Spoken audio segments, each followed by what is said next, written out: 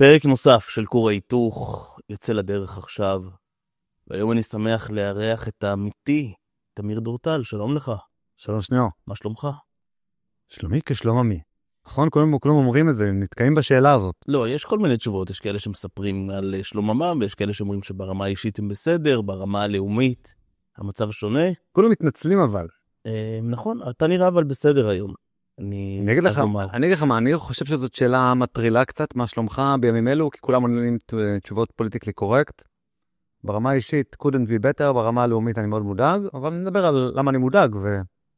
טוב, אתה לא נראה מודאג, אבל בסדר, בואו נשמע בשיחה הזאת. אבל לפני שאנחנו מתחילים, אני פונה עכשיו לצופים ולמאזינים, ואני קורא לכם, בואו לעשות מנוי לפודקאסט כור ההיתוך. הלינק מופיע בתיאור הפרק, גם ביוטיוב וגם בשאר האפליקציות שבהם אתם שומעים ומאזינים לפודקאסט הזה, וכמובן שתפו את הפרק הזה היכן שאתם יכולים. תמיר, אני רוצה לשאול אותך על מדינת ישראל בעת הזאת. אתה יודע, אני פותח ככה בגדול, איך אתה רואה את המצב שלנו? תראה, צריך לחלק את זה לתחומים, אבל באופן כללי יש לנו זעזועים מאוד מאוד גדולים בסוריה. אני קצת רוצה להתחבר לאנשי ה-INSS, הביטחוניסטים שאוהבים את המצב הקיים, והם מאוד שמרנים הרי, הם בעד המצב הקיים עם הרשות, הם בעד המצב הקיים עם אסד עד לפני שבועיים, הם כאלה מאוד אוהבים, מקדשים את הקיים. אני חייב לומר שהמצב הקיים הוא אף פעם לא אידיאל, אבל גם מצב שמשתנה. בעצם שיש לנו עכשיו את ג'בהת אל-נוסרה וכל מיני ארגוני דמוי דאעש, דמוי חמאס, ג'יהאדיסטים כאלה ואחרים, זה גם לא מצב שאנחנו יודעים לצפות אותו. בעצם מי שהניע את כל המהלך בסוריה זה הטורקים, והרבה אנשים לא מדברים על זה, ובאמת אני חושב שזה מאוד חשוב לבוא ולהתעניין ולהכיר קצת את השאיפות הנאו-אוטמניות של ארדואן, ולהבין שבעצם הוא עומד מאחורי הדבר הזה. ממש בימים אלו הוא גם נלחם נגד הקורדים, כדי לתאר את סוריה מקורדים או מהשפעה קורדית אלימה, ואנחנו לא נראה כנראה התפרקות של סוריה, ואתה יודע, תמיד דיקטטורים מחפשים לעצמם את האויב הבא ואת האויב הבא ואת האויב הבא. האויב הבא יכול להיות הגולן הישראלי, להשיב עטרה ליושנה ולהחזיר אותו, ואולי אפילו את תל אביב, לידי סוריה, לידי טורקיה. כי בעצם ארדואן נסתכל בראייה שלו, שכל מקום שהיה כבוש על ידי אימפריה עות'מאנית אמור להיות חזרת טורקיה של ימיו, ובעצם צריך לבטל את החילון שטורקיה עברה, ולבטל את השליטה של הצבא, ולהחזיר את החליפות האסלאמית, וזה מאוד מאוד מתקשר לאחים המוסלמים, חסן אל-בנה, וכל המגמה הזאת. וזה בעצם חמאס, זה לא איזו תנועה אחרת, אתה יודע, תנועה בדודה. האחים המוסלמים זה חמאס, וזה דאעש, וזה צריך להיזהר מהמצב בסוריה. מצד שני צריך לומר שלפחות ברגע זה שבו אנחנו מדברים, עד כמה שסוריה הייתה חלשה בשנים האחרונות, עכשיו היא עוד יותר חלשה, והיא תהיה קרועה ושסועה במלחמות פנימיות. האופק לא נראה שם, אבל גם פה בישראל לא רגוע בכלל. מערכות השלטון כאן נאבקות זו בזו. אני חושב ומרגיש שאנחנו לקראת איזו נקודת רתיחה מאוד משמעותית. איך אתה רואה את זה? תראה, אם אנחנו מדברים עכשיו בזווית, נקרא לזה משילות, פקידים, רפורמה משפטית, משפט נתניהו, הרי הכל חלק בעצם מאותו דבר. אנחנו חייבים, ופרסמתי על זה סרטון שבוע שעבר, לתת גיבוי לדרג הנבחר, כי בעצם נשאלת השאלה, הרי נתניהו לא יותר טיפש כנראה מהמאזינים הממוצעים או מאיתנו, לפי דעתי הוא הרבה יותר חכם גם ממני וגם ממך, אבל למה הוא בעצם לא מפטר את היועמ"שית? למה הוא לא הולך עם קרי ואומר לו, קרי, לוין, יש לכם אור ירוק, בוא נגייס עכשיו, בוא נוסיף את הנושא לסדר היום של ישיבת הממשלה ונפטר את היועמ"שית. לפי דעתי, כי נתניהו באמת, עזוב רגע שהוא מאוד מוכשר בהמון תחומים, אבל בתור פוליטיקאי הוא מאוד מוכשר, וכשהוא בודק רגע את חוש הריח שלו ושואל את עצמו, רגע, העם איתי או העם לא איתי? בפיטורי היועמ"שית. לא במובן של בסקרי דעת קהל, האם העם אומר, אני בעד פיטורי היועמ"שית. ברור שהמחנה, מחנה ימין, ש"ס, אגודה, כל הקואליציה מקצה לקצה, הם בעד פיטורי היועמ"שית. הוא שואל את עצמו, מה העם? כעם, כבני אדם פרטיים, לא ככאלה שאומרים, הצבעתי בקלפי ואני עכשיו נח במשך 4 שנים הבאות ואני לא מעורב פוליטית. האם העם יהיה מוכן להגיע ללשכת ראש הממשלה, להגיע לרחוב שייח ג'רח, בירושלים, למשרד המשפטים שיושב שם וללשכת היועמ"שית שיושבת שם, ולהגן על הפיטורים. כי אנחנו ראינו תהליך מאוד מאוד מסוכן בשנה האחרונה, אבל זה תהליך שנמשך הרבה מאוד זמן. מעצר של כוח 100. אנחנו ראינו את המעצר של פלדשטיין, דובר ראש הממשלה, הנגד. אנחנו ראינו... אתה רואה קשר בין כוח 100 לסיפור של הנגד ושל פלדשטיין ושל בן גביר? אני חושב שהחקירה בנוגע לכוח 100 לא הגיעה מהדרג הפוליטי. זאת אומרת, ברור. יש ידיעה כלשהי על התעללות כזאת או אחרת.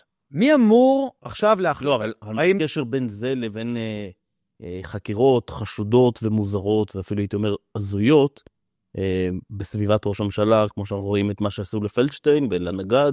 אני אסביר, כי אני הייתי מהאנשים, אני חושב, היחידים בימין, שדיבר על מה שקרה בשדה תימן, ואחר כך בבית המעצר, אני לא זוכר בדיוק איפה היה בית המעצר, שהייתה הפגנה סביבו, אני חושב שזה גם היה באזור שם, אבל בעצם היינו מאוד מאוד מאוד קרובים למלחמת אזרחים כפשוטו, ואפילו, נקרא לזה אולי אפילו, סליחה, זה לבית ליד.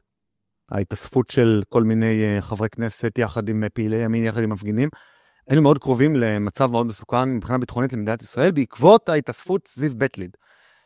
ואני רגע אמשיך את אבני דומינו, היה לנו כוח 100, היה לנו פלדשטיין, היה לנו נגד, היה לנו פעם ראשונה במדינת ישראל בשבוע שעבר מעצר של ראש שירות ביטחוני, ראש שירות כלשהו, שנעצר עם אקדחים שלופים, שהגורמים בפרקליטות, או גורמים המבצעים בפרקליטות, עצרו, מבלי להודיע בכלל ליחידת מצדה, שמאבטחת את ראש שב"ס, שהם עומדים לעצור אותו, אתה יודע, אפילו לא 2 דקות קודם, אנחנו במעקב אחרי הרכב של ראש שב"ס, אנחנו עומדים לבצע מעצר, תודיע רק להם. ברמה הזאת, הם היו מקדחים שלופים אחד כנגד השני. אלה סיפורים, אתה יודע, ממלחמת האזרחים בארצות הברית, שכוח של משמר בתי המשפט עמד מול כוח של צבא ארצות הברית, בתקופת לינקולן, סביב פסק הדין בעניין וורצ'סטר. אבל אנחנו ראינו את זה כאן במדינת ישראל, אתה יודע, ב-4K, בצבע. והדבר הזה יכול להגיע עד כדי מעצר של בן גביר, הוצאה לנבצרות של נתניהו, או מעצר של נתניהו, סביב איזה, אתה יודע, מה פתאום הוא אישר להדליף לבילד, הרי אסור לו. אז מה אם הוא ראש המדינה, והוא עכשיו אחראי על יחסי החוץ, ולפי דעתו זה משרת את יחסי החוץ? אולי יהיה מעצר סביב נושא אחר. עכשיו, לפי דעתי, כל אותם מעצרים, הם בעצם סוג של בלוני ניסוי. רואים איך העם מגיב. איך העם מגיב למעצר ראש שב"ס? כמה זה היה בתקשורת? כמה נחרדנו מזה? כמה אמרנו, רגע, ארגון ביטחוני מסוים אחד, שנקרא מח"ש והפרקליטות, עוצרים ארגון ביטחוני אחר. זה משהו כזה כמו רפובליקת בננות, שיש הגנרל הזה עוצר את הגנרל הזה. מי הורה על המעצר הזה? לא רשת. לא דרג נבחר שאמר באמת, יש כאן משהו בעייתי עם ראש שב"ס, שהוא בא וקולה את הנוח'בות, או אני אפילו לא יודע מה החשדות, אתה יודע. צריך לומר שאין חדש בדבר הזה, זאת אומרת, זו התנהלות, זו פרקטיקה שקיימת כבר. אבל מעצר מיידי, באותו רגע, עם קנים שלופים, זה לא היה לנו. נכון. והדבר הזה יכול להגיע גם ללשכת ראש הממשלה. פלדשטיין הגיעו גם עם קנים שלופים ולנד קרוזרים של השב"כ, אליו הביתה. כשאתה רואה את היחס לפלדשטיין, אתה מבין שהם לא מחפשים את פלדשטיין, הוא לא מעניין אותם במיוחד, הם מחפשים מישהו אחר. זה בלון ניסוי, זה ניסוי כלים. הם רוצים לראות איך אנחנו מגיבים לאירועים האלה, וברגע שהם ראו שהגבנו בצורה מאוד מאוד אנמית לאירועים האלה, אתה ראית יציאה לרחובות? אתה ראית הפגנות? אז אתה חושב שהם צריכים להיות רגועים ביום הזה שהם יכריזו על הוצאת נתניהו לנבצרות, או אפילו חמור מכך, לעצור את בן גביר? אני חושב שנכון לנקודת הזמן הנוכחית, 10 לדצמבר, אני חושב שאם הייתי באמת מנהל שיח פתוח מול היועמ"שית ומול הגורמים שמפעילים אותה, הייתה אומרת לי, כן, אני חושבת שבשעת הכושר הנכונה, העם לא יעשה כלום. ואתה יודע, מה שהכי מדאיג אותי בדבר הזה, זה באמת שהשמאל וחופשי בארצנו, אחים לנשק, במובן הרחב של המילה, מוציאים כבר כל מיני סטיקרים שאתה יודע... דקת קריאה. דקת קריאה, זה הדבר הכי מפחיד שיש בעולם. זאת אומרת, הם באים ואומרים, תראו, כשנתניהו יוציא את היועמ"שית ויפטר אותה, יחזיר אותה הביתה, בדקת קריאה אנחנו שורפים את המדינה. בדקת קריאה אנחנו יוצאים לרחובות, חוסמים את איילון, חוסמים את קפלן, חוסמים את ירושלים, את הכל. אין, זה לא יעבור. זה ליל גלנט השלישי, כי השני הרי נכשל.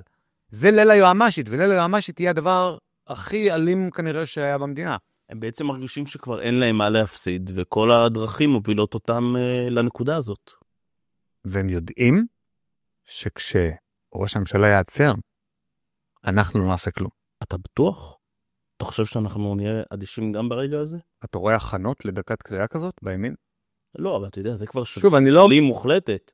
שנייה, מה? סליחה, נגיד, בוא נדמיין מצב.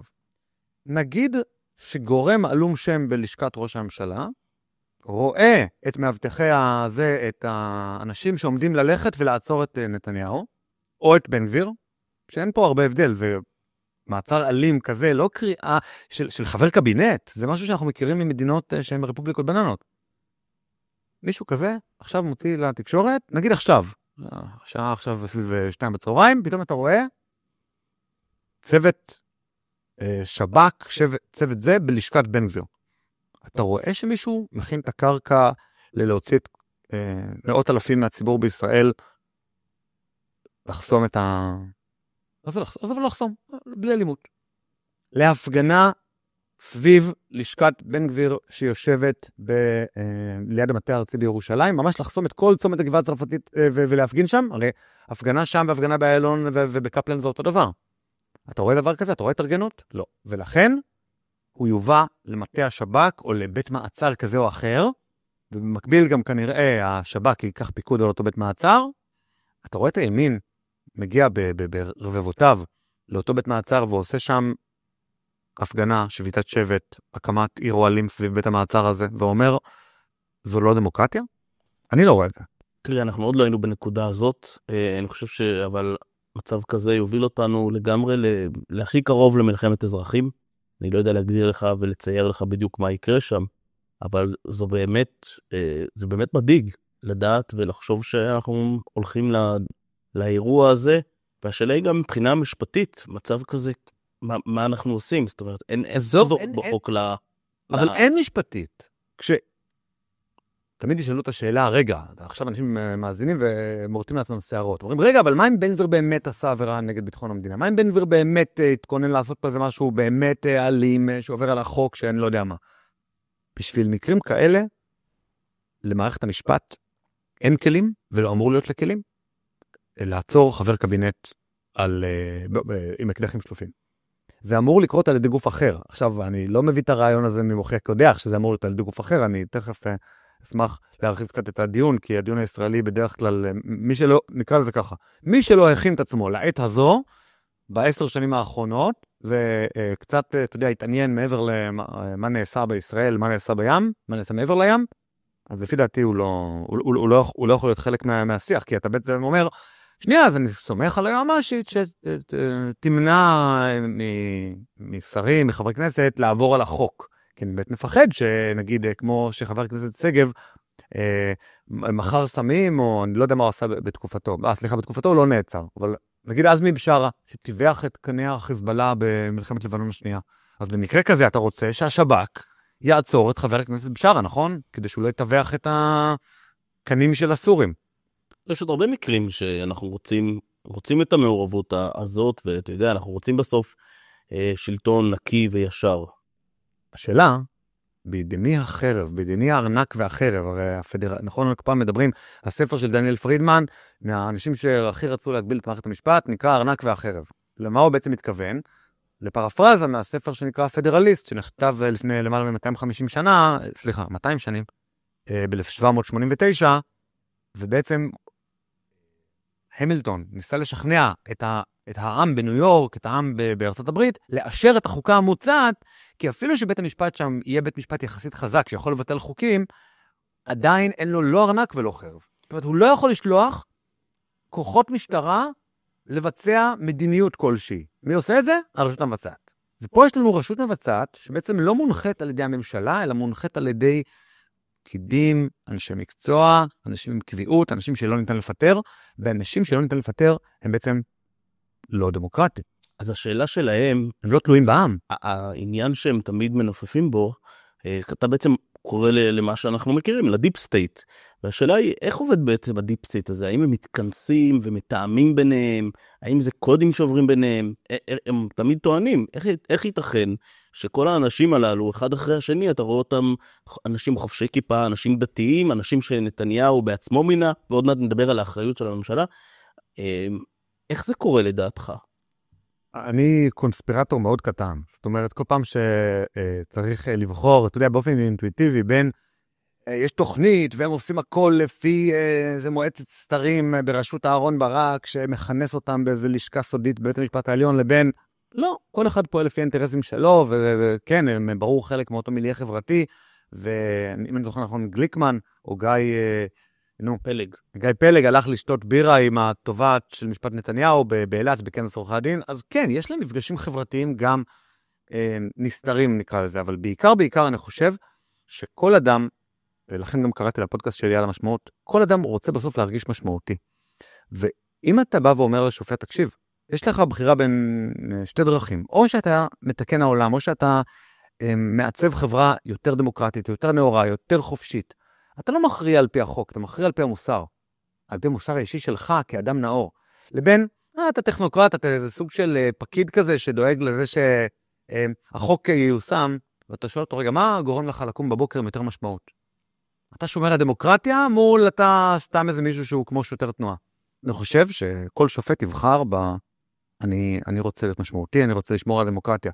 ואני חושב שכל הפקידים האלה, בגלל שהרוב המוחלט שלהם בא ממחוזות, נקרא לזה של מפאי, ארץ ישראל לא עובדת, אנו באנו ארצה, זו ארצנו, במובן הזה של הארץ שייכת לנו, ואני יודע, כי באתי מהמקום הזה לאישיות שאני מחזיק בה כיום. אתה בעצם היית מצביע מרץ, נכון?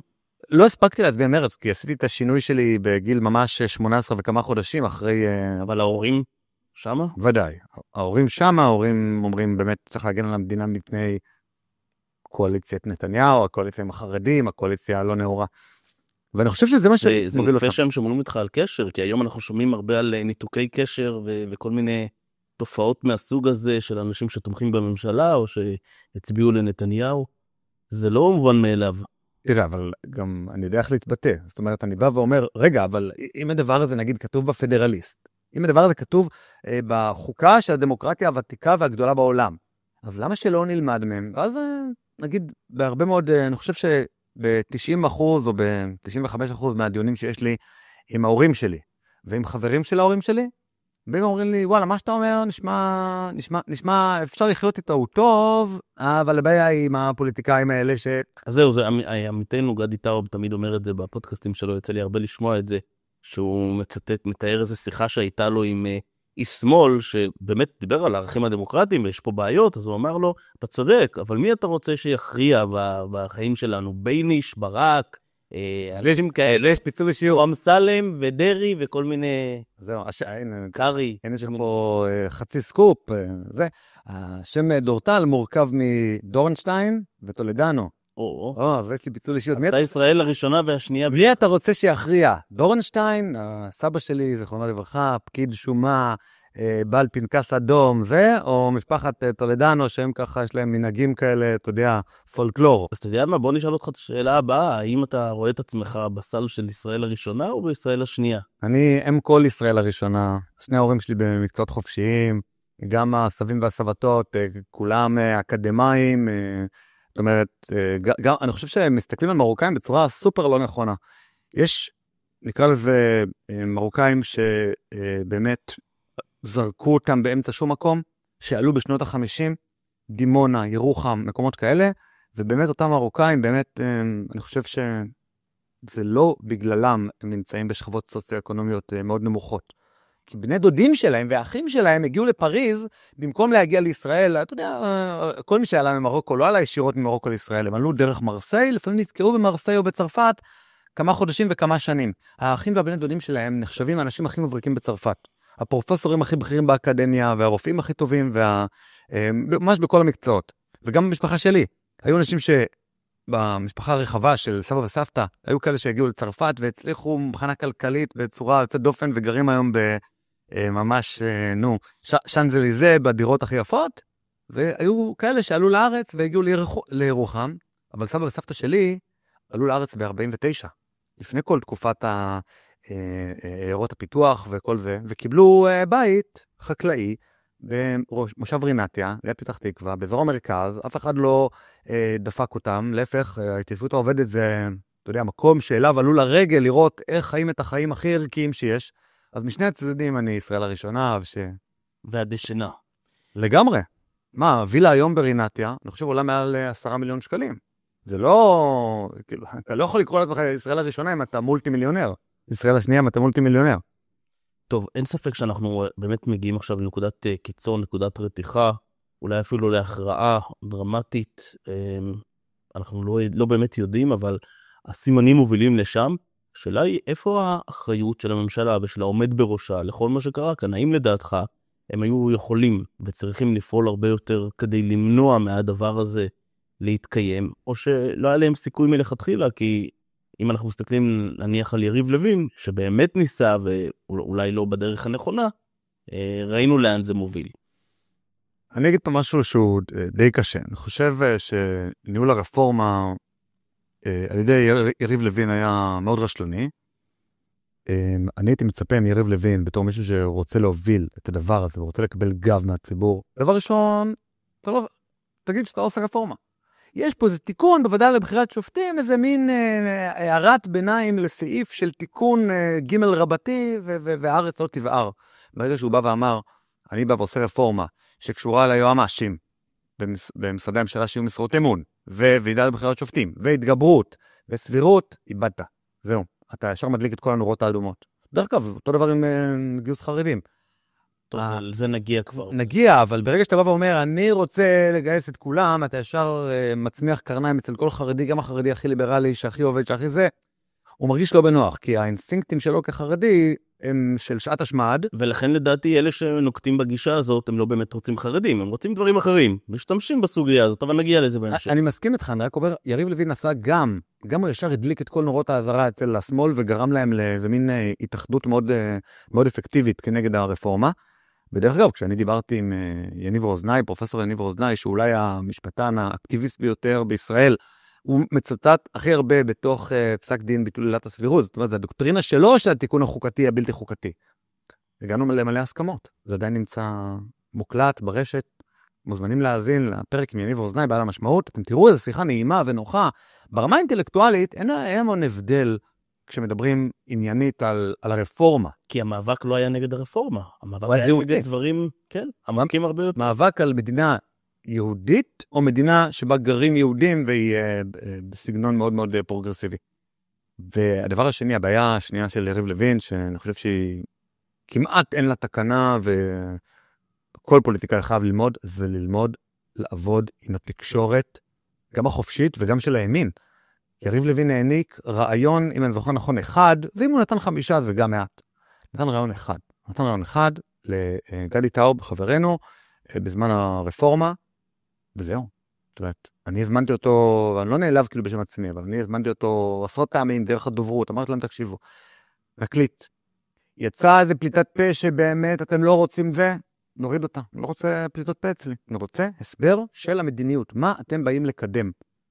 תגיעו. אפילו אתם יודעים, תיקחו את הכרטיסי זיכרון אחרי הזה, אני לא נוגע בהם. אני ממשיך לשבת בכיסא המראיין, קחו אותם שלכם, תערכו אתם את הפרק, וכמובן כל עוד אתם לא מוצאים דברים מהקשרם, אבל לא בא להתראיין. אני רגע... מה זה הדבר הזה? זאת אומרת, אתה בא לדבר על ציבור הימין, בשביל שיבין על מה הרפורמה, אתה יודע מה, אפילו תעשה פגישות, ואני בקשר עם המון עיתונאים בימין, תעשה פגישות off the record, בתוך המשרד, עם הפלאפונים בחוץ, חברים, אני רוצה לתדרך, אני רוצה לתת לכם דף מסרים. לא היה. איפה הדברים האלה? אתה חייב להשקות את העיתונאים שאתה רוצה שידבררו אותך. אתה לא יכול לפעול בכזאת רשלנות של להגיד, אני אכתוב את הצעת חוק והיא תעבור ויהיה בסדר. העם חייב לתת גיבוי, כי אם רק הקפלן נותנים מלחמת שמד נגד הדבר הזה, והצד השני לא יודע לפעול, אז זה מה שיקרה, אז זה יהיה כישלון. ואני חושב שגם עכשיו, אני חושב שנתניהו יודע שהימין לא מאחוריו, ברמה של לצאת לרחובות וברמה של לעשות מעשים יותר עדינים ממה שקפלן עשו. אני לא אומר להעביר פה את המדינה. לעשות הפגנה סביב משרד ראש הממשלה בעת מעצר ראש ממשלה ונבצרות, או סביב משרד היועמ"שית. אלה מעשים שבכל יום ויום. לא אמרתי בית היועמ"שית, כמו בית ראש הממשלה שמבעירים שם זה ושולחים כתב"מים ושולחים, לא כתב"מים, שולחים זיקוקי... כן, אבל יכול להניח שזה לא יהיה אפקטיבי, אבל אני רוצה רגע להיות סניגור של יריב לוין לגבי שני הדברים שאמרת. קודם כל אני מסכים שההתנהלות הייתה רשלנית לחלוטין, מההתחלה ועד הסוף, גם בעצם העובדה שהוא יוצא בהכרזות ובהצהרות שמיד גורמות לאנטגוניזם, גורמות להתבצרות, אבל חלק מזה זה גם חוכמת הבדיעבד, כי אנחנו... אני אמרתי את זה, לא, אבל אני אמרתי את זה, יש לי כבר ביום הראשון, בימים הראשונים? אוקיי, אבל... כן, בוא נגיד, יש לי ראיות והוכחות לזה שכבר בימים הראשונים כשהוא בא והציג את הרפורמה, אמרתי דבר הזה... אני יכול להניח שהבן אדם יריב לוין, אגב, בשונה, בניגוד לאחרים בליכוד, ובמיוחד ראש הממשלה נתניהו, הוא מהבודדים שבאמת התריע והתעסק כבר מהיום הראשון שלו בליקויים החמורים של מערכת המשפט. ויכול להיות שהיה לו קשה להתאפק, והוא יפיק מזה לקחים לעתיד. אני לא חושב שהרפורמה כרגע לפחות רלוונטית, אבל השאלה היא, בסוף, האם ממשלות הימין לדורותיהם, הם אלו שנתנו, אפשרו את כל הדבר הזה, אפשרו את המפלצת הזאת. דבר ראשון, ברור שהם אפשרו את זה, אבל הם פוליטיקאים חכמים, זה מה שאני אומר, הם בעצם... הם ניסו להסתדר עם המערכת במקום לטפל בה.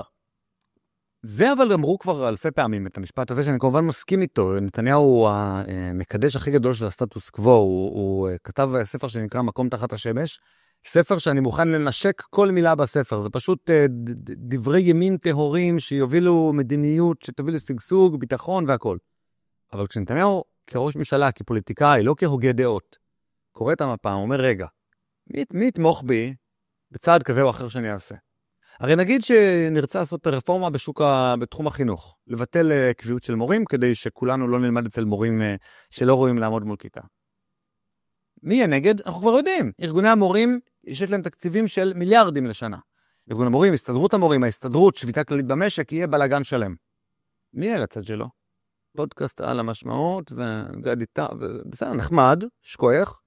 אין לנו תקציבים של מיליארדים, אין לנו זה.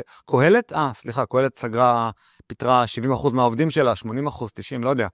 פעם האחרונה בוא נגיד, ככה רכרחתי מה קורה במשרדים, המצב לא טוב, גם אחרי הגיוס המונים האחרון. עם העם בישראל, ידע להתגייס רק למען אלמנות, יתומים, הכנסת ספרי תורה. אני חושב שרגע המבחן הגדול, זה נחמד, שראינו אותו בזמן הרפורמה, זה היה בעצם ביום הזה של למחרת פיטורי גלנט, שראינו את המשק כולו, ראינו את צער, ראינו את כל המערכות המשמעותיות בישראל, פשוט שובתות, ואנחנו גילינו בסוף, מי בסוף שולט על הברז, מי שולט על השיבר, מה שנקרא. ושם כנראה שהייתה הזנחה של שנים. גם הזנחה של שנים, במובן הזה של, שוב, מי ששולט בתקשורת, הוא בסוף שולט בעיתונאים. הייתה לי שיחה עם עמית סגל, on the record, שבכנס החירות בסדרות, ובאמת דיברנו על אילן שילוח. ואתה ראית שבסוף אין התערבות ישירה מול העיתונאים, זה אבל ברור מה קו המערכת של חדשות ערוץ 2, ויש דברים שלא יהיה אפשר להגיד בחדשות ערוץ 2, לא בגלל מי שעומד בראש הרשות השנייה, או מי שעומד בראש חברת החדשות, אלא בגלל המפרסמים. בסוף מפרסם, יש לו המון השפעה. הוא זה שמעמיד את כל המערכת, הוא זה שמתקצב. ואם הוא בא ואומר למפרסמים שלו, תקשיבו, בוא תשקיע 10% פחות בקשת, או ברשת, ב-12, תשקיע קצת יותר בניו מדיה, ברשת רלוונט, או לא קיימת. או באתר מידע, או במקומות אחרים. כן. בוא'נה. פתאום הוא יכול להזרים פה תקציב של מיליונים לאתר מידע, מה זה לא ישפיע על קו המערכת, קצת אילן שילוח, וזה שיהיו פה קוקה קולה ונביאות, ואני לא יודע מה, ומפרסמים ענקיים. ברור שכן, נהיה מוכנים פחות לדבר על הרפורמה, ויותר להתמקד בתחומים חברתיים אחרים, נכון? כאילו... כל העולם הזה כבר די נחלש, מאז פריצת הרשתות החברתיות, וגם, כמו שאנחנו מדברים, על הפודקאסטים, ועוד מעט נגיע גם לזה. זאת אומרת, יש היום קשת רחבה הרבה יותר של קולות. אבל עדיין התקציב, אז התקציב הולך ככה. או שזה תקציב תרומות, שבעצם באים אנשים נחמדים ושמים מנוי לקור ההיתוך או לפודקאסט אחר. עולה על המשמעות. אולי. זה נחמד, זה טוב, וזו תקציבים של מיליונים, והחברה האזרחית בישראל, במיוחד בתחום הימין, היא מאוד מאוד מאוד חלשה. זאת אומרת, אנחנו תורמים הרבה פחות מהעמית האמריקאי שלנו. והדבר הזה הוא באוחרינו. עכשיו, מה נשאר? בעצם הפילנטרופיה מארצות הברית, שהיהדות ארצות הברית, זו שתורמת, אז היא תורמת או לישיבות, ואז זה ימין נגיד, או שהיא תורמת למטרות חברתיות, שזה בעצם הדת שלהם, של הפרוגרסיביות, או של הרפורמים, הדת שלהם בעצם במצב פיטסבורג, הסעיף האחרון אומר שאנחנו תומכים בצדק חברתי וזה, ואז הם תורמים לקרן החדשה לישראל.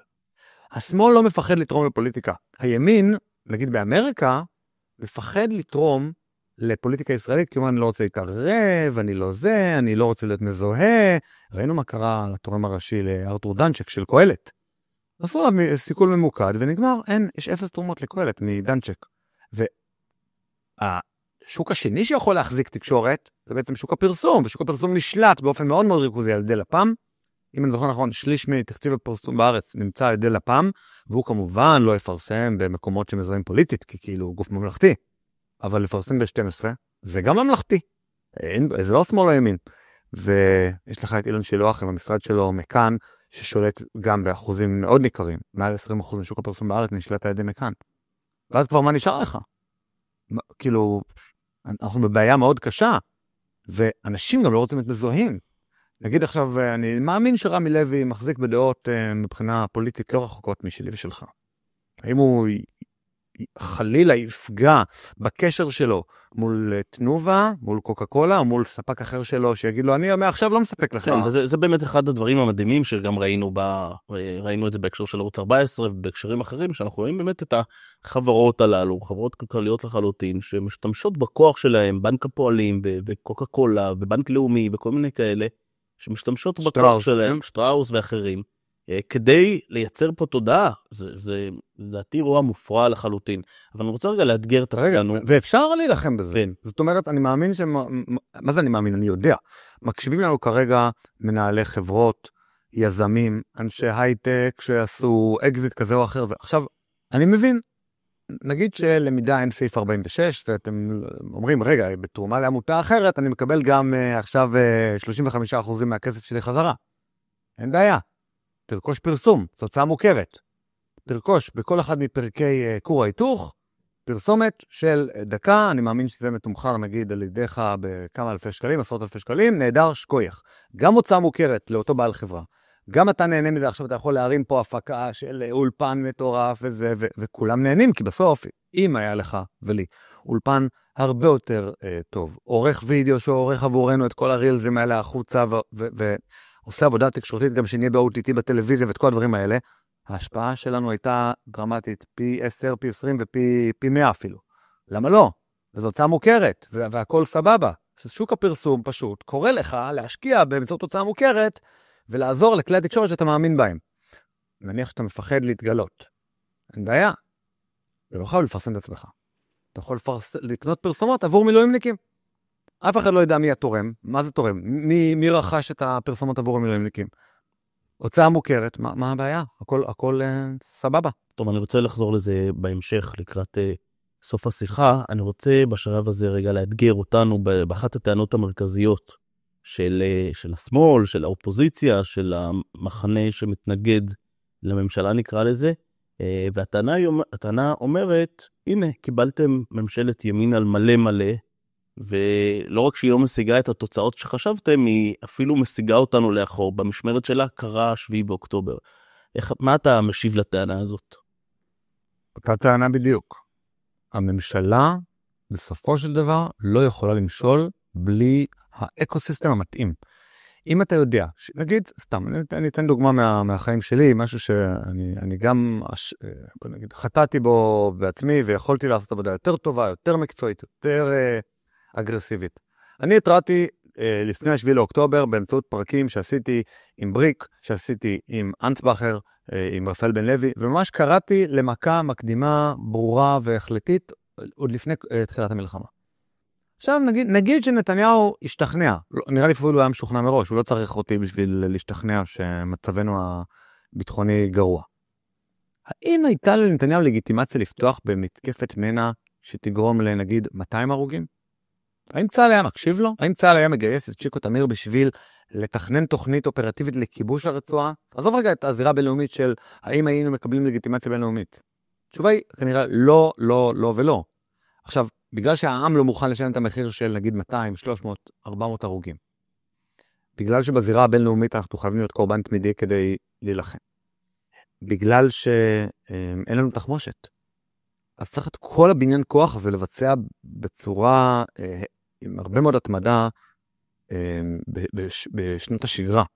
נתניהו ידע שאין לו את הלגיטימציה הציבורית להעלות את תקציב הביטחון עכשיו ב-20, 30, 40%. מי היה מקשיב לו? הוא אומר, תראו, אנחנו במצב בעייתי מאוד קשה. אבל מצד שני, זו אחריות שלו. הוא ראש הממשלה, אותו אנחנו שלחנו, הוא צריך לעשות את השינויים.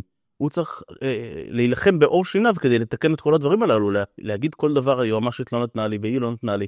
אז בוא, תנסה, תעשה אתה את מה שמוטל עליך, או שתניח את המפתחות, כי אתה בסוף צריך לבצע פה שינויים ולמנוע מאיתנו את האסונות הללו. אבל אם העם לא היה מוכן לשלם את המחיר הכספי ושל ההרוגים בשביל לבצע את המשימה, את מי צריך להאשים? בעיניי צריך להאשים את העם. העם צריך להגיד, כן, נגיד מה שאני אומר, אני מקווה ומאחל שהילד שלי גם יהיה לוחם בצבא, ולוחם בצבא אומר לסכן את נפשו. אני מייחל לזה, אני מאחל את זה, אני חושב שזה ראוי וטוב. אם הוא לא יהיה לוחם בצבא, אז הוא יהיה בדיוק כמו סבא רבא שלו, בתור באושוויץ המשרפות. זה מה שיקרה. וצריך להגיד, וצריך שיהיה ברור. ואני ארצה שישלחו את הנכד שלי, עוד 50 שנים, בעזרת השם, לפעילות של מכה מקדימה אל מול אויב שמצטייד בנשק כזה או אחר, או שכרגע מאיים על קיומנו. אבל אם אנחנו לא נגיד את זה בסקרי דעת קהל, אם אנחנו לא נגיד את זה בכלי תקשורת, אם אנחנו לא נתרום לכלי תקשורת שמדברים את השפה הזאת, אז שוב, כשראש הממשלה יגיד, רגע, אני יכול או להוביל אותנו לעבר מלחמה שנקראת מלחמת ברירה, והיא מלחמה מיותרת, ומלחמה שהציבור לא מוכן לשנות את המחיר. הציבור הימני, לא הציבור השמאלני. או להישאר בתפקיד ולאט לאט במב"ם להרוס עוד דיונה ועוד מחסן טילים. אז הוא יבחר במחסן הטילים. הוא לא יקשיב לי.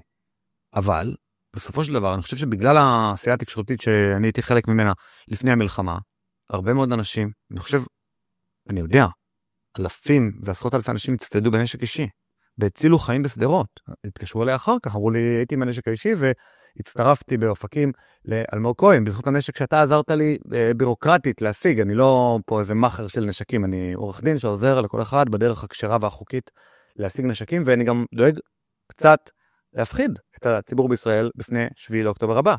מי יודע איפה זה יקרה, מי יודע מתי זה יקרה, תצטיידו בנשקים. ואני הצלתי הרבה מאוד חיים ב7 לאוקטובר, בזכות העשייה התקשורתית. אז אני לא יכול להשפיע לנתניהו ישירות, אבל לפחות היו כיתות כוננות בהרבה מאוד קיבוצים ומושבים ששמרו את הנשק בבית מתחת למיטה, ולא באיזה נשקייה מרוחקת שהנוח'בות פרצו אליה. גם בזכותי. ואני חושב שזה מלחמה תמידית על דעת קהל. טוב, בואו נפתח באמת את אחד הפצעים הכואבים, הרגישים בחברה הישראלית, ואני מדבר איתך כמובן על סוגיית גיוס חרדים, סוגיה מורכבת ורגישה תמיד, בטח בתקופה הזאת, ואתה בניגוד לאחרים שדיברו בצורה פופוליסטית וזרקו כל מיני סיסמאות לאוויר, אתה משמיע דעה מורכבת, שונה בעניין הזה. כן, כמו שאמרתי כבר מקודם, עם שעת השמד, יש לנו 2 בעיות עם גיוס חרדים בכפייה. דבר ראשון, גיוס חרדים בכפייה משיג התבצרות חרדים והכרזה על שעת השמד, ועל נמות ולא נתגייס, או נרד מה. היא גם בלתי אפשרית. שנייה, זה הנקודה השנייה. הנקודה השנייה היא, כל מפקד, באמת, אני מסתכל לכם בלבן של העיניים, כל אחד שהיה מפקד בצבא יודע שאם בא חייל בלי מוטיבציה, אתה לא יכול כמעט אף פעם לגרום לו למוטיבציה. גם דיברתי עם חבר הכנסת מיש לפיד, משה קינלי טור פז, ואמרתי לו את הדבר הזה. נגיד, הוא איש כריזמטי, מפקד מוכשר, סגן אלוף, אני רק סרן, מה לעשות? האם הצלחת לגרום לחיילים ללא מוטיבציה בכלל? נקרא לזה לרובם, לא לאיזה אחד מתוך 100. להיות עם מוטיבציה. הוא אמר לי גם, לא הצלחתי. אז איך אתה מצפה לקחת מישהו שאין לו תמיכה מהבית, שכל החברה שלו מגבה אותו בללכת לכלא הצבאי? איך תגרום לו להיות חייל, אפילו חייל סביר? בוא נדמיין רגע את החרדים. נגיד שאותו חייל אומר, וואלה, סבבה, אני לא רוצה כלא צבאי. אני סתם מתנהג כמו דפוק. אני הולך עם הנשק למטווח, ובמטווח אני חורג מג' מגבולות הגזרה, ויורה לאיזה מקום שאסור, או עושה כל מיני אירועי בטיחות. פתאום מכניס מחסנית ודורך. מה תעשה עם חייל כזה? אם תיתן לו אי פעם נשק? אחרי אירוע אחד כזה. האם אתה יכול לאסור אלפי חרדים בגין אירועי משמעת ואירועי בטיחות כאלה? לא, אתה לא יכול. אתה גם לא תיתן להם נשק. בזה שהם פעם אחת דרכו במקום שהם לא צריכים לדרוך וחרגו מאירועי בטיחות במטווח, כל אותם אנשים שעשו את האירוע בטיחות, ואני לא ממליץ, אני לא נותן פה איזה הדרכה לאיך אתה משתחרר מצה"ל, כל אותם אנשים לא יקבלו יותר נשק. טוב, אתה פה כבר מגיע לשלב המאוחר, לדעתי מצב שבאמת ידרשו מחרדים, אף אחד לא יגיע בכלל, זאת אומרת, אז נגיד, לשוש על הישיבות. נגיד שיפשטו על הישיבות עם חיילי מ"ם צדיק, ועם משטרת ישראל, ויס"מ וימ"ס וימ"מ, איזה יחידות שאתה רוצה. אוקיי, and then what? אוקיי, לקחתי את אותם חרדים מפונוביץ', מקסים. ממש כל הלב שלי מלא בשמחה. ואז אתה לוקח אותם למחנה צבאי כלשהו, או לכלא צבאי כלשהו, אוקיי, נגמר הכלא הצבאי נגיד של חודשיים על זה שהם היו עריקים. ואז מה? ואז אתה מתחיל איתם טירונות, נכון? הרי אתה רוצה שהם ישרתו בסוף. זה בלתי אפשרי. אז כל ההליכה הזאת לעבר להפעלת אלימות כנגד החרדים, היא כמובן לא תוביל לשום חייל חרדי ממושמע אחד, שלא יכולת לגייס בדרכים לא אלימות.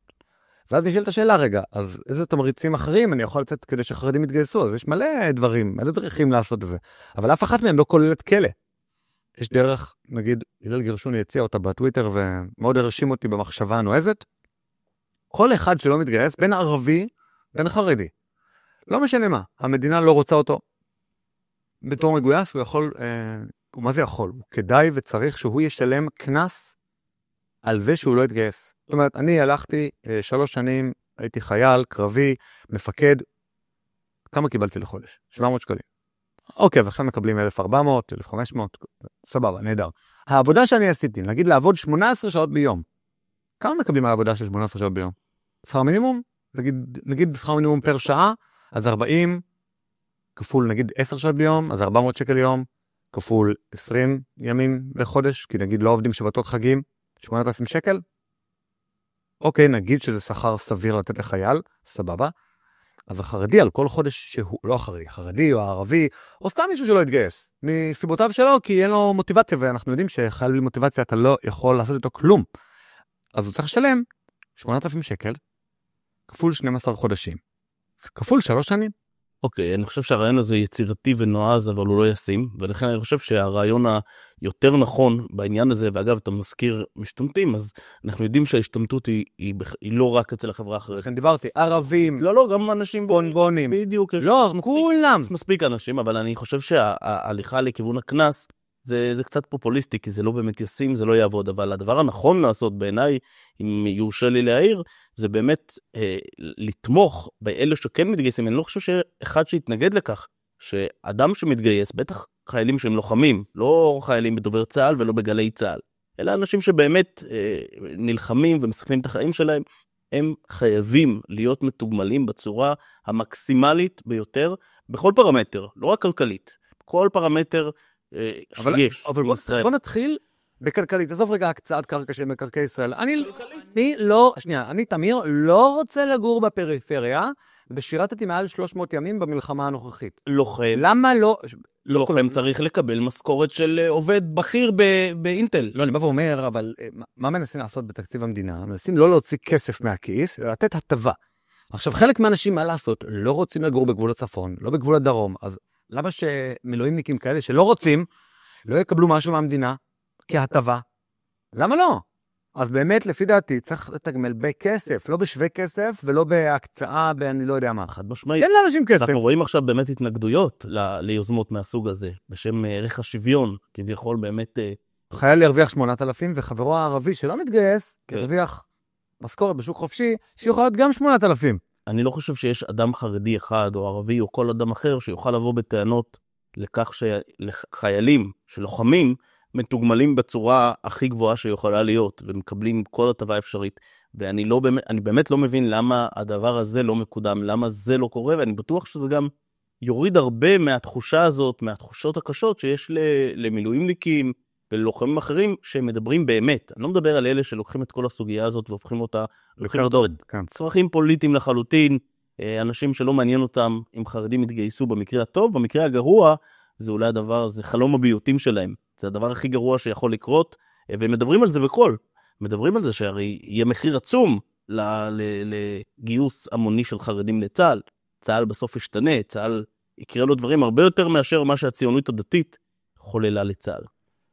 נכון, ואני חושב שבאמת זה קרדום לחפור בו, זה דרך להשיג מטרות פוליטיות, ואף אחד בעצם בשמאל, אני חושב בשמאל הרדיקלי, בקפלן, לא רוצה לגייס אף חרדי אחד נוסף, אלא אם כן, זה יהיה גיוס על מנת אינדוקטרינציה. להפוך אותו בסוף לקפלניסט, גזוז פאות וזקן. אולי זאת המטרה שלהם, כנראה זאת המטרה של חלקם. אני כמובן הייתי מעדיף מטרה אפילו עוד יותר נעלה בהקשר של הגיוס, לקצר את השירות חובה לשנה. שנה שבה אתה עובר קורס בסיסי, ושאר הדברים, שאר צורכי הביטחון, יהיו על ידי קבע. זאת אומרת, אתה תגייס הרבה מאוד מהחיילים לקבע. בסגנון הימ"מ. בסגנון הימ"מ, כן, הם יבואו ויבצעו קווי בט"ש וכל מיני דברים כאלה, אבל אז מה אתה עושה? הרי כיום אין באמת שוויון בין הג'ובניק בקריה, לא אפילו זה שהלך לגלץ והתחיל קריירה. בין הג'ובניק בגלץ או בין הג'ובניק ב-8200 שלמד סייבר, ועכשיו הוא יוצא ומרוויח 40,000 שקל לחודש. אין שוויון בנטל. אין גם בקרב המתגייסים שוויון בנטל. אז לפחות אנשים מסוימים תגייס לשנה, סליחה, את כולם תגייס לשנה, ואת שאר האוכלוסייה, מי שבאמת צריך אותו לבט"ש, ואז אנחנו צבא, סוג של צבא קטן חכם. כי זה צבא קטן בשוטף, שהוא בעיקר עוסק בהכשרות, בצבא קבע, שאם מישהו עכשיו, אתה יודע, מתחיל עם ענייני אמינות, מתחיל עם ענייני לדפוק גימלים ודברים כאלה, אתה אין בעיה, אתה אומר לו, אל תגיע יותר. נשללת לך המשכורת מעתה ואילך, אל תגיע יותר, נתראה במילואים. וזהו, ואז גם, הרי הרבה מאוד מהתקציב של הצבא מוקדש לכל הענייני כוח אדם האלה, של בכלל איך אתה מתמרץ צבא כל כך גדול, שהם בתנאים כל כך נמוכים, בלי משכורת, ואנחנו כולנו יודעים שבסופו של דבר, נגיד, צה"ל לא נותן בונוסים למפקד מצטיין בסדיר, הוא לא נותן כלום, הוא נותן לך מקסימום תעודה ממוסגרת וזהו. אבל תחשוב ברגע שהכל יהיה קבע, ואתה תוכל לקבל גם בונוס ממפקד היחידה, על הצטיינות מיוחדת או על משהו כזה. פתאום יהיה לנו צבא שהרבה יותר דומה למשטרה. המשטרה שלנו היא הרבה יותר טובה. לא, אני חושב שהדוגמה הנכונה, אני רחוק מלהיות מומחה לענייני צבא, אבל ראינו בשנה האחרונה שרבים מהמומחים לענייני צבא התגלו כלא מומחים, וזאת בלשון המעטה. אני חושב אבל שהמודל הנכון שהכי מוכיח את עצמו זה באמת הימ"מ, שבמלחמה הזאת, אמנם הוא לא נלחם בשטח, אבל מבחינת המקצועיות שלו, מבחינת הרמה הגבוהה שלו, נוכחנו לראות שדווקא המודל של הימ"מ הוא מודל מוצלח מאוד, הוא מודל, בסוף כשרצינו לחלץ חטופים, אנחנו השתמשנו בהם, ראינו עד כמה באמת המודל של ימ"מ הוא מודל שאולי שווה להרחיב אותו ולאמץ אותו למקומות אחרים בצבא. אני חושב שכולנו יודעים את זה, מישהו שיש לו ניסיון של 3 שנים בתחום, נגיד לוחם במטכ"ל, עד שהוא מסיים את כל האימונים שלו זה, עוברות כמעט 2 אוקיי, אז יש לו עוד 2 לשרת בשירות סדיר וקבע, נהדר, אבל בסופו של דבר מישהו שהיה לוחם בימ"מ או ביס"מ או אפילו שוטר שכבר יורה 10-20 שנים, המקצועיות שלו והשליטה שלו באירוע וההבנה המקצועית שלו, אני לא חושב שאפשר להשוות מישהו עם 4 שנים למישהו עם 20 שנים, והמשטרה היא מודל מאוד מאוד טוב. שיכול לשרת אותנו גם בצה"ל, וזה שפקידי האוצר, או נקרא לזה, התרגלנו לחיות על בעצם חשבון צבא של עבדים, שמקבלים כוח עבודה זול. כוח עבודה ממש אפסי, שגם יש המון בעיות משמעת, גם הם דופקים גימלים, גם הם 3 אנשים מבצעים עבודה שבקושי חצי משרה של בן אדם אחד שבאמת רוצה לעבוד, וכל הזמן לנהל מערכת כזאת של אנשים חסרי מוטיבציה, או אנשים שכל הזמן דופקים נפקדות וגימלים, ואתה יודע, פתאום שכחתי, הדבר הזה הוא מאוד מסורבל. אבל בואו רגע נציין גם כשאנחנו מדברים על הסיפור הזה, גם את ההיבט המרשים וההירואי שאנחנו רואים בשנה האחרונה, וזה את נכונות ההקרבה המדהימה של הלוחמים מכלל, של הלוחמים, ובמיוחד, ובתוכם אנחנו רואים באופן בולט, אפשר להתעלם מזה, את בני הציונות הדתית, את יוצאי מכינת עלי וכל מיני מקומות מהסוג הזה, יוצאי יישובים ביהודה ושומרון, שאנחנו רואים גבורה בלתי נתפסת, הקרבה עצומה. זה משהו שהפתיע אותך? האמת לא, והאמת היא שזה משהו שככה אפשר לסיים איתו, כי הוא דבר מעודד. אני חושב שלא ניתן לבצע הפיכה צבאית, שחלק מאוד גדול מהמ"פים והמג"דים והמ"מים והמפקדים בדרגי השדה, הם תומכים בממשלה הנבחרת. זו נקודת החוזק בעצם של הימין. אני חושב שרוב השוטרים הזוטרים, הקצינים הזוטרים, הם על מלא תומכים בממשלה הנבחרת, כנראה לגבי צה"ל, וכמה גנרלים לא יכולים לבצע הפיכה כנגד כל צה"ל. אין הפיכה צבאית בלי גדודים של חיילים שיצייתו לפקודה לא חוקית. וזו הנקודה, אני חושב, שגורמת ליועמ"שית, אם אנחנו סוגרים רגע את הנושאים שדיברנו עליהם בהתחלה, לחשוש, להגיד רגע, אם אני ניתן את הפקודה לעצור, האם באמת אותם אנשים, אותם מאות אנשים שנדרשים על מנת לעצור ראש ממשלה, לא צוות של 4-5 אנשים נאמנים לקפלן, שעצרו את ראש שב"ס. אני חושב שמאות אנשים היא לא תמצא, שיצייתו לפקודה הלא חוקית שלה. ופה זה האיזון העדין של נתניהו, אני מאמין שגם עשה את השיקול ואת התמונה הרחבה הזאת, ואומר, רגע, אני יודע שחיילים איתי, המפקדים, גנרלי הקונספציה לא איתי, מה הם יכריעו שם בחדרי חדרים הדיפ סטייט, האם הם ילכו על משהו אלים, האם על משהו מתגלגל, ואני חושב שהם עושים ניסויים קטנים כל הזמן, בלוני ניסוי כאלה, לראות מה עובד, מה לא עובד, ועד עכשיו, נראה מאוד מדאיג, נראה שכל דבר עובד להם, והעתיד בטוח יזמן לנו הפתעות, ואני מקווה שאנחנו נכין הפתעות מנגד, שהעם יבוא וישים את עצמו בתמונה, ויהיה מוכן לעשות הפגנות. תמיר דורטל, בנימה האופטימית הזאת, נחתום את השיחה. אני מודה לך שהגעת לאולפן, ואתה מוזמן שוב. תודה רבה.